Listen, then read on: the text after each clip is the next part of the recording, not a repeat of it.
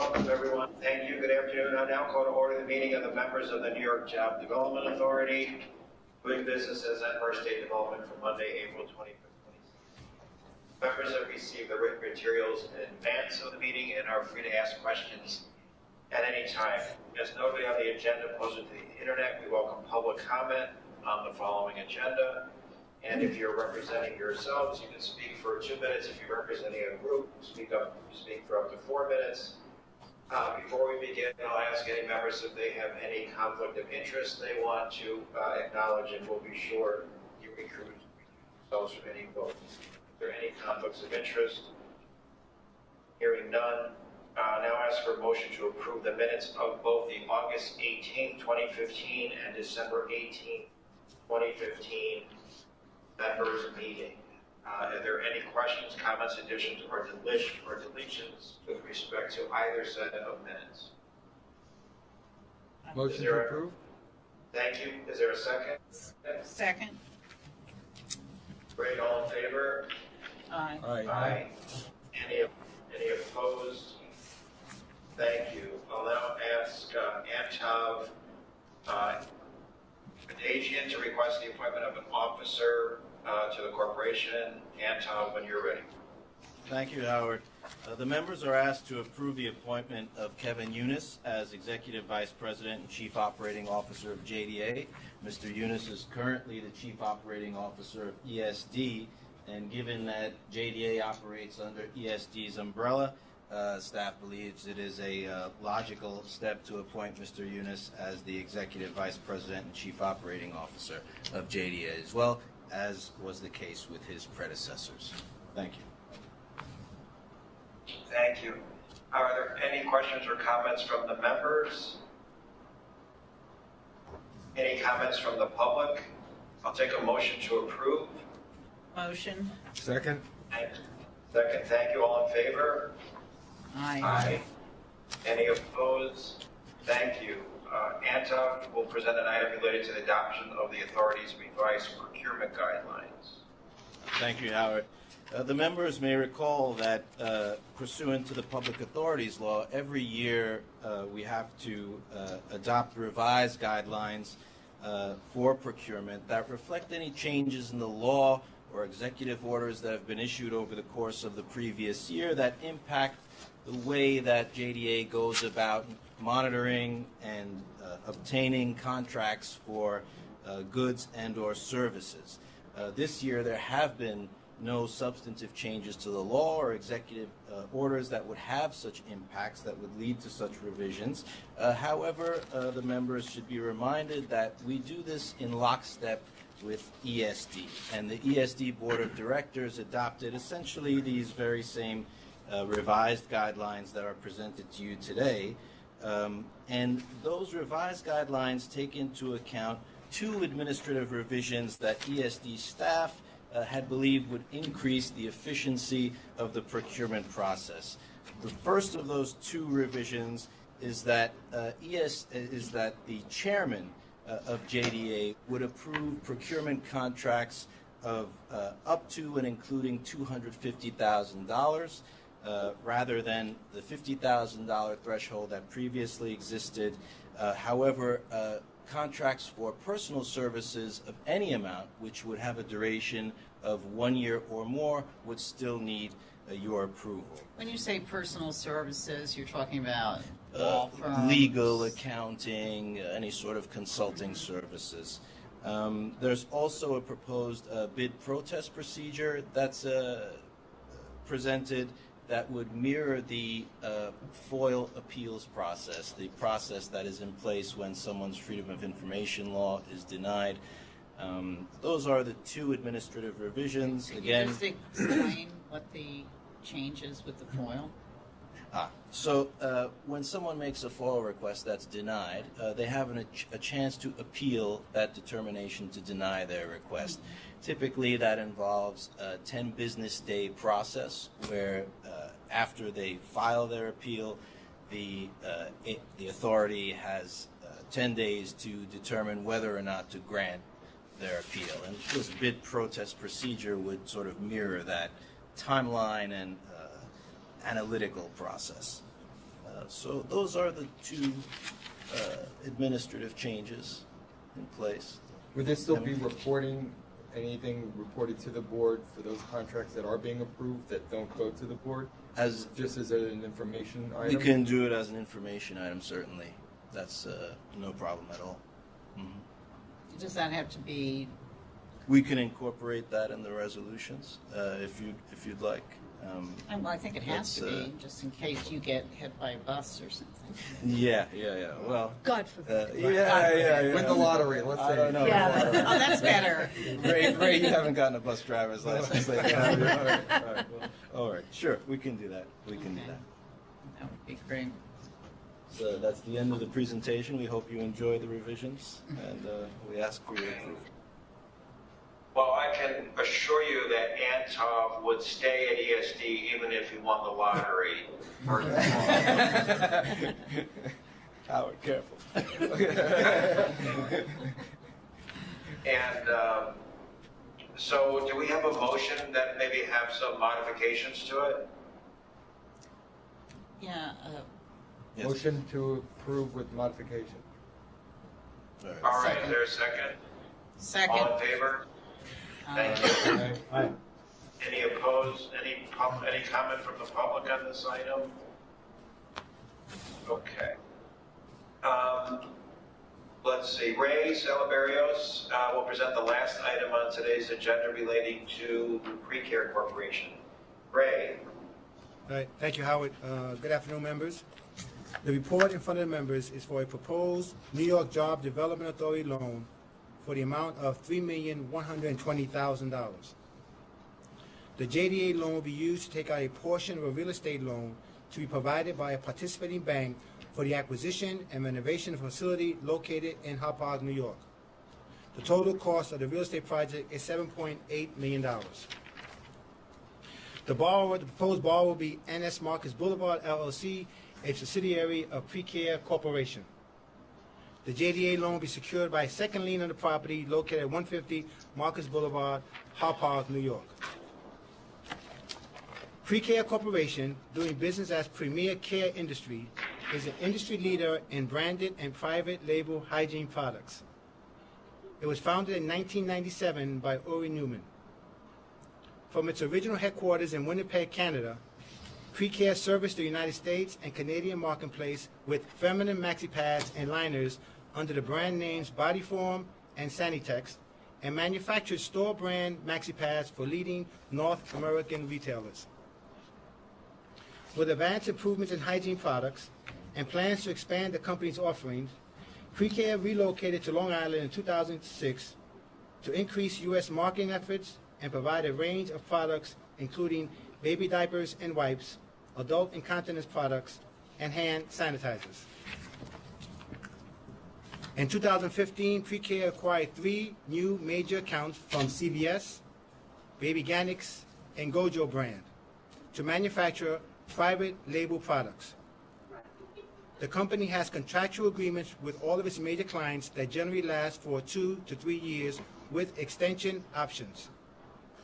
The company also recently renewed a 7-year contract to produce McGear's Quick Interior Detailer Wipes and a 6-year contract with the Giant Eagle supermarket chain to produce kitchen sanitizer wipes and baby wipes.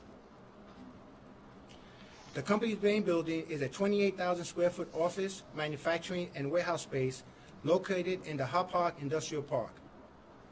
And it currently also operates out of 2 leased properties in the same area. Pre-Care has identified a building at 150 Marcus Boulevard, less than 1/3 from its main building, that it is planning to purchase and consolidate the operations for the 2 currently leased buildings. In January of this year, Pre-Care effected a lease for that current property and is now in the process of looking for financing to buy the property. The building will cost $7,326,000, and Pre-Care is planning on spending the additional $124,000 in soft costs and $350,000 in costs to renovate the building to its specifications. The project plans to utilize $3.9 million in bank financing and a $3.1 million JDA loan and $780,000 equity investments to fund the building acquisition and renovation. Consolidating its operation at its headquarters at the new building will allow the company to make long-term investments and improvements to its manufacturing, packaging, and shipping systems. It will allow Pre-Care to better manage its rapid growth with the acquisition of more private label contracts.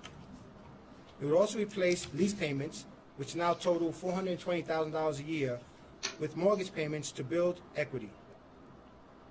Can I ask you, when you say 780,000 in equity investments, is that the owner's equity? Yes, Okay. yes. So owner's equity put it in. And there was one other quick question I had, and that is when you talk about the tax credits they got, what is approved a tax inducement? Well, the IDA basically gives them pilot program. It's a pilot program inducement. Oh, so it's just saying that they will give them a pilot? Yes, Is that what it is? yes. Oh, okay. A pilot and I guess. And will sales they tax. Will they also do an ID bond or no? No, they're not doing IDA bond. They're getting the sales tax. So they relief, get tax benefits. tax benefits. Okay. In January 2014, Pre-Care was offered $300,000 Excelsior tax credits by ESD to create 23 new net jobs by June of 2016. As of August 2015, the company had already met the goal. And as mentioned in March of 2016, the Suffolk County IDA approved a tax inducement for the company. The Pre-Care project was presented to the Finance Committee, who approved presenting the project to the members. The Finance Committee members wanted, as a condition of approval, that the lead bank must provide an appraisal of the subject property, 150 Marcus Boulevard, that indicates a loan-to-value not to exceed 90% at the time of closing. That condition was added in our covenants and conditions and will be one of the conditions of closing. Based on a 1A rating, staff believes the company currently generates sufficient cash flow from operations to service all the projected debt. Staff also believes that the company is fiscally strong and can handle the proposed debt. With the approval of the project, JDA will facilitate the maintenance of 80 manufacturing jobs, as well as the creation of 35 new jobs over a 5-year period. And that concludes my presentation. Great. Any questions or comments from the directors? Any additional questions or comments? Yes, who's the participating bank? It looks like it's going to participating bank. It looks like it's going to be Bank of America. There were a bunch of banks bidding on the projects, but Bank of America seems to have won out. In fact, depending on how this meeting goes, we will inform the borrower that he should start working with Bank of America closer. How do you select the winning bank? We didn't select the bank. Who does this? The borrower was originally a J.P. Morgan Chase customer. At the outset, J.P. Morgan Chase had expressed reservation about dealing with JDA, but because of the tremendous cost savings to the borrower decided to look for another bank, and it settled on Bank of America and TD Bank. Chase came back in the conversation and said, we're willing to work with JDA now, but by that time it was too late for them. Ray, did you say that this was a case of the company was taking title to a facility that it had been leasing? Right, it's currently leasing the facility now. It had the plan in place to buy the facility. The idea was getting the financing, so they're currently working out of there now. Okay. So they have a purchase agreement? Yes, they have to. Okay. They have to get this done by mid-May, which is the reason that we try to accelerate the members' meeting. And who has done the valuation of the property, of the real estate that's... Well, that is subject to be done yet. They ordered an appraisal, and one of the conditions obviously is the property has to appraise. We think it has to appraise at a minimum of $7.8 million. And we've advised the borrower and the banks that if this property does not appraise, we're not going to move forward with the project.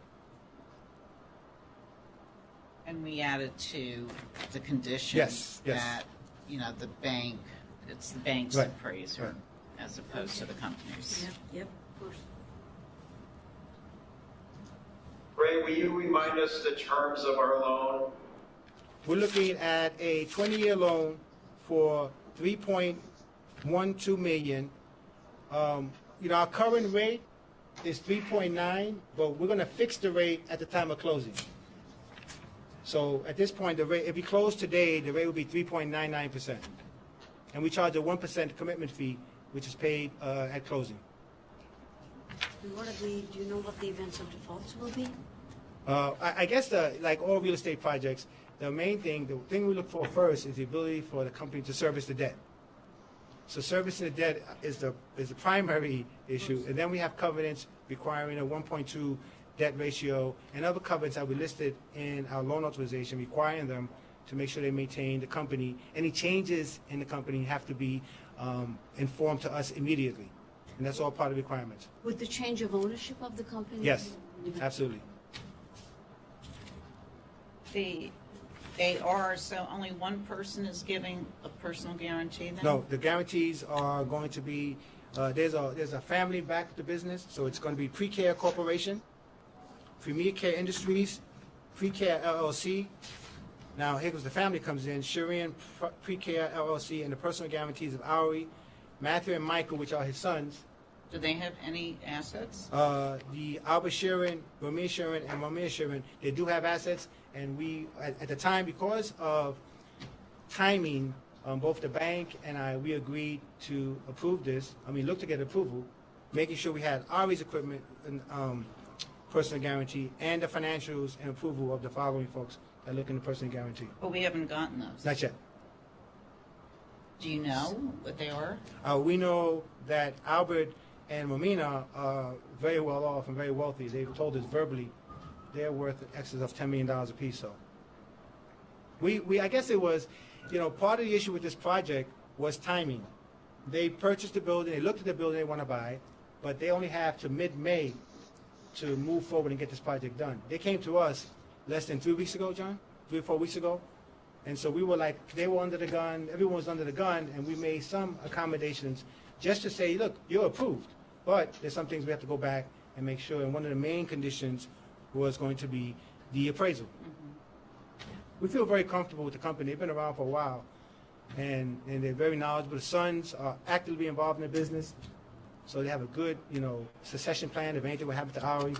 The other partners, the other family members are silent partners. They're not really involved with the business at all. So Ray, being under the gun, are you asking us to forego some of the guarantees that we would normally get, or is this contingent on getting those guarantees? No, the guarantees are part of the approval process, and we have that as part of the records, and who we're asking to guarantee. It's under guarantors. So going forward, these folks know they're on the hook. I would say, as a caveat, about 10 years ago, Pre-Care had came to JDA for a loan. They were approved for the loan, but they didn't want to give the guarantee, so the loan did not move forward. In this case, they know they have to give the guarantees. Okay, so we're not approving it without the guarantee, we're approving a contingent on the guarantee. Yes, yes. The only thing we don't have are all of the All the financials financials. of the guarantors, Okay. which, I think obviously it's important to Yes, get. absolutely. Because if they have no What good is it? assets, right, what good is it? Because the one set we have is very tight. We can add in, and Antoff can correct me, we can add in the covenants conditions subject to a review and appraisal of personal financial statements of the additional guarantors. Yep. I think that's a good Right? idea. You can do that? Yes. Okay. And then would they give because this one is very light in terms of no liquidity, and the fact that, they're assuming the properties are worth $6 million, but they owe $3 million on Right. it. Would they be agreeable to any sort of negative pledge on that asset, meaning that they wouldn't go out and mortgage up the rest of it and wipe out essentially what would be the value we're ascribing to the guarantee without our consent? I think that's something. great point. Yeah, I think that's something we can easily put in conditions. We've done it before, and other times we limited the ability of the borrower to take on additional debt. So obviously we'll get that worded in there. They don't have much liquidity other No. than the value of these properties. The other ones do though, but it's easily put that into the covenants conditions. And they what we'll do today is let me not jump the gun here. If the members approve the project, we're going to say, look, you're approved subject to these terms and conditions. And in those terms and conditions will be the requirement of the appraisal and the requirement of the declaration of a negative covenant on the Well, financials. And the financials. The appraisal's already in there. Right, and we're gonna add the personal financial statements and review, Of the others. and the negative covenant that you require. Okay, great. What happens if the bank is not willing to proceed? Then they won't be able to get this loan. We only fund Right. once the bank has committed. Right, so we fund once the project's completed. Once they buy the building and they're moving in and show a COO, and then we fund from there. They're operating in this building now. Yes, But they still need $324,000 to retrofit it? right, because there's some office space they want to put in, there's some interior demolition that needs to be done to the part of the building where they're not really working out of.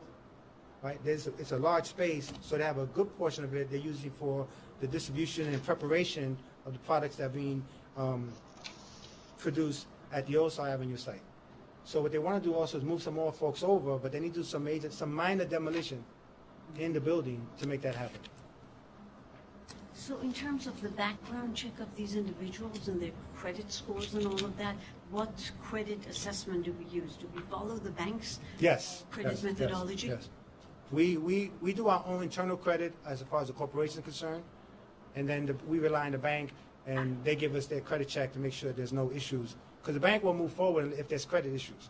There's tax liabilities, so we've been assured that if there are tax liabilities, they're going to let us know, Yep. and this project will not move forward. Tax liabilities or defaults under Right. under agreements. And you also want to cross default that if they default under another, I don't know how many loan agreements they have with other entities, so you want to have a cross default. If there's a default under another agreement, this would trigger an event of default under this Okay. agreement. You got that, John?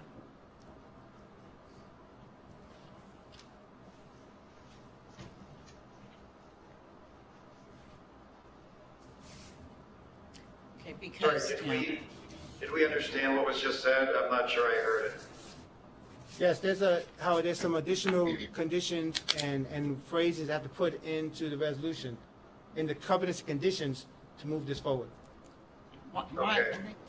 it would be good if you could just repeat the three to make sure we have the language correct. Well, we can say right now, the best as I understood it, and after people weigh in, as he's making notes, you want to weigh in, and that means no. Okay. You could just speak Oh. a little closer. I'm trying to avoid blocking Emily. I from- know, No, that's they okay. can't hear you. So the one thing was to receive the negative covenant based on existing debt. The next thing was to Cross default. cross the vault to make sure that any particular other loans they have as default will trigger default in our loans. And the last one, I think we already have in there, which is No, there was The another personal one. guarantee. the personal guarantees and getting the financial statements and reviewing the personal guarantees to make sure that they're sufficient to follow what we need to do. Yeah, what you want to do is review the assets and Right. make sure, because the one we have doesn't have enough, his net worth is below, Right. the total of both the loans. So- And the bank I'm sure we can get them up from the bank immediately, and if need be, we can share them with the board. This project's still a long way off from still coming to fruition because of some of the issues with the bank that has to go through. And is 20 years standard? Yes, for such yes, loans? yes. That's a 20-year amortization, 20-year loan? Yes.